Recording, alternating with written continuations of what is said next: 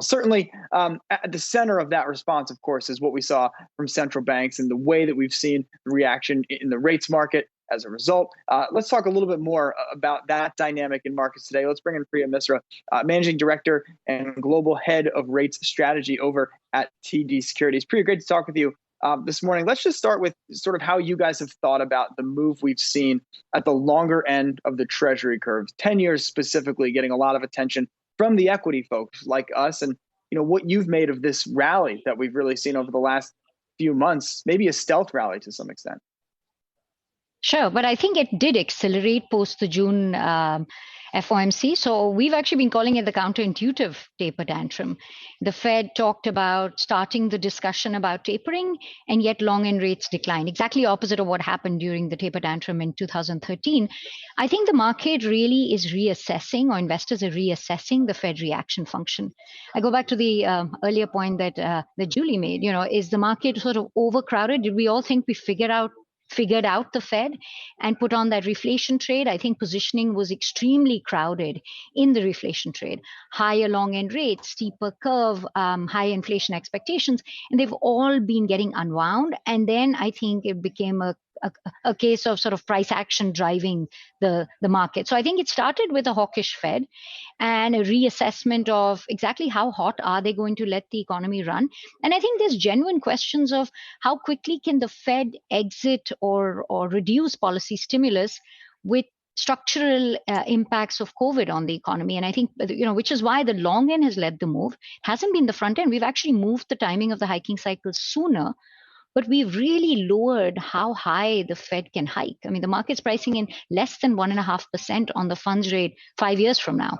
So I think there's a question of maybe the Fed is exiting too soon. And that's why I think hearing from Chair Powell later this week, our view is that the Fed will push back on that narrative and say, no, they'll exit patiently. They'll make sure that the economy can handle that withdrawal of stimulus. But I think the market's really sort of struggling with that, and positioning added to that move.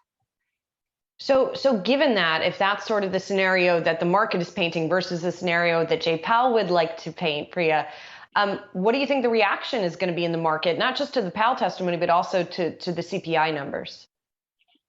Right. So this is a key week because we get CPI. We expect another strong number. But I think the details are almost as important as the headline number. Is it more than just the COVID impacted sectors? So far in our analysis, the rise in inflation has largely been COVID impacted sectors, travel, tourism, etc. But does it start to spill over into rents or service inflation?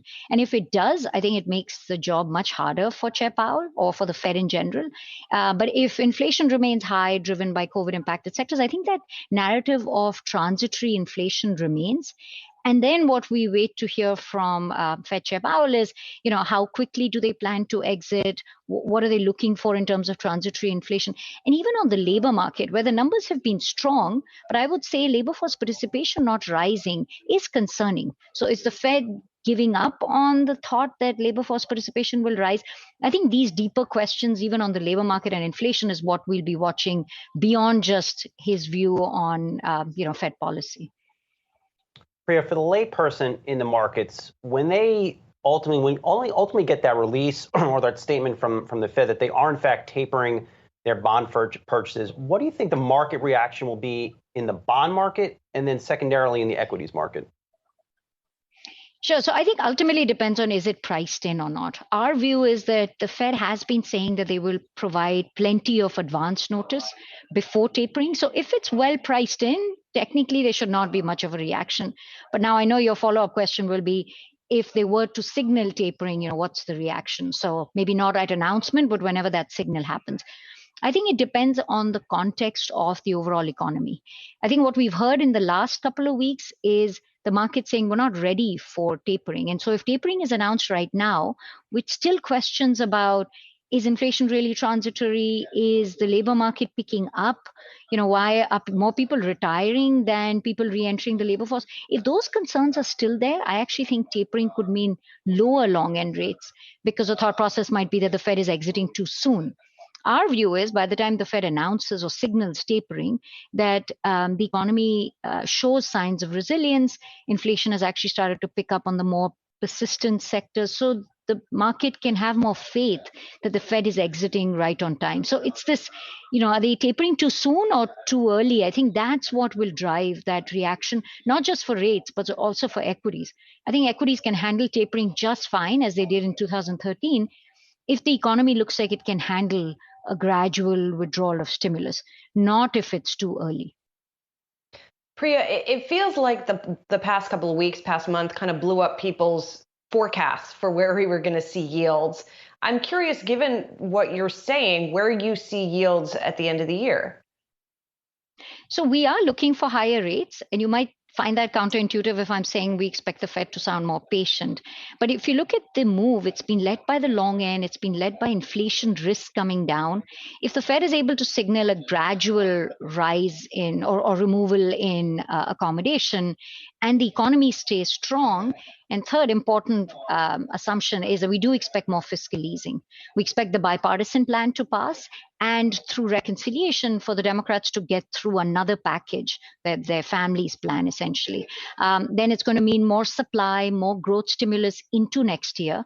With the gradual Fed withdrawal of stimulus, I think that should mean the market should price in supply demand in treasuries, which will require slightly higher rates in the long end. So we've got sort of 150, 175 in the near term, but then with the 10-year getting closer to 2% by year end or whenever they announce tapering. So I do think that reflation trade's not dead. It's just sort of, it's taken a breather and then it ran some more, but it's going to sort of reassert itself as we realize that the Fed is not in a hurry or not under pressure to exit that quickly. All right. Priya Misra, Global Head of Rates Strategy at TD Securities. Priya, really great to get your thoughts this morning. Thanks so much for jumping on, and we'll have you back soon.